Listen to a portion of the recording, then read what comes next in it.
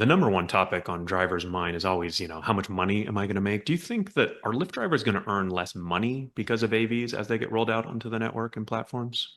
I don't think overall you'll make less money because I think I think you'll be able to utilize the asset more, right? I mean, you right now you can only do it when you have your timer to your point, like if you kind of stop when you hit your goals, you Well, can I keep guess in the short term, it's more I'm kind of competing, right? Like I think there's this little bit of attention for human drivers and, really any kind of addition, whether it's other human drivers. Like I, as an individual driver, I kind of want as few drivers on the road as possible. I want high prime time, I want the rides right next to me. And Lyft doesn't always want that, right? Or doesn't want that, right? They kind of want a nice balanced marketplace. So I guess like our Lyft drivers going to earn less money, when May Mobility and, fleets of Waymos or other AVs are on the Lyft platform. Yeah, I think it's a really good like overall conversation about earnings because ultimately I think you as a driver you want more demand, right? You want Hmm. more riders. If you have more riders, you're going to make more money. And so if you have fewer drivers and you have riders who are coming in, they're not converting, they're finding another way, right? They're basically getting out of the industry. They're going to go Yeah.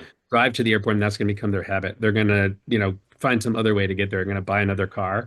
And so ultimately you want a balance market. So you don't want too many Yeah. drivers where you don't have enough demand, but you want to be able Right. to really drive demand to the platform and you want to be utilized, right? Like you want to be able to get a ride whenever you want, not Hmm. have to wait where maybe you get like a really lucrative ride, but you have to wait. You don't want that. You want to have like a constant flow of rides. So I think the stronger the market is on the demand side, the better Hmm. it is for drivers. But obviously there's a balance. You can flip to the other side where there's too many. And then it's really our job to really be focused on how do we think about if the service levels are high and drivers are doing a great job and making it a great experience for riders who are coming into their business, and we can just drive more and more demand to the platform, right? Hmm. And we get to the right place. So it's a little bit of both. So I think it's really important that as we get more supply, right, through AVs, that demand is also increasing. And that'll happen if the service levels are going up and people really realize this is a way, I don't need a car.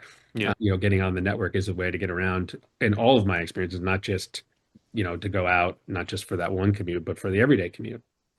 Yeah. So, I mean, I think this is the theory, right? That in the rideshare flywheel, the more demand is more ride or, more supply, more demand, in sort of this nice virtuous loop. But I feel like it's kind of counterintuitive for me, as a driver, for drivers. Like, I guess, like, I don't know. Do you think drivers buy that? Do you think that, like, I don't know, like to me, it's like, oh, I see another guy out there and he's taking my ride. Like, I don't know. That's kind of like what it seems like to me. But you're telling me that that's not the case. Like, Yeah, how do we? How do you convince it? Do you think drivers kind of buy that? And if not, how do you convince them that this is the case? yeah, it depends. I think it really does depend, right? It's a balance.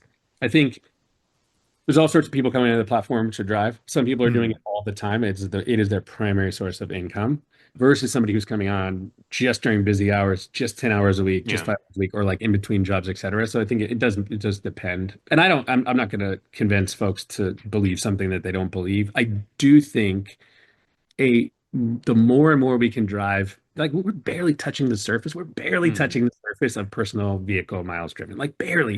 Uber and Lyft, like all the whole ride train is just barely touching the surface. And I think there's just so much more room to grow. There should be nobody driving to the airport. Like, why drive to the airport in San Francisco? Park your car, like long-term Yeah. parking, so far away, get on the shuttle, like on the train, go all the way over, take all your bags. Like doing that with 4 kids is a nightmare. Like Yeah. so I think as we should be growing the industry, and as we grow the industry, there's more demand. Drivers will overall make more Got money it. overall.